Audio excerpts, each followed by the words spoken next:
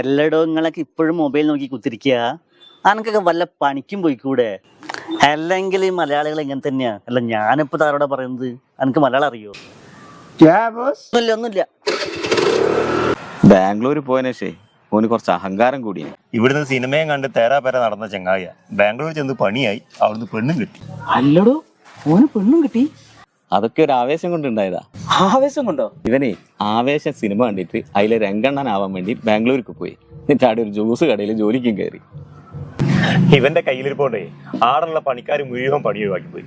അവസാനം മുതലാളി ഇവനെ പിടിച്ചിട്ട് മെയിൻ ജ്യൂസറാക്കി. മൊലാളിന്റെ മോളോടെ എന്തോ ഒരു കുടുത്തക്കേട് കാണിച്ചതിനെ കൊണ്ട് മൊലാളി എന്ത് ചെയ്ത് ഓളെ പിടിച്ച് ഇവനെ കെട്ടിച്ചു കൊടുക്കുകയും ചെയ്തു. ഇതൊക്കെ കേൾക്കുമ്പോഴേ എനിക്ക് ആവേശം മൂത്തിട്ട് വയ്യ. ഞാൻ പോവുക. ഇനി എങ്ങോട്ടാ? ഭയങ്കര ക്ഷീണം. ഞാനൊന്ന് ഉറങ്ങിക്കാട്ടെ.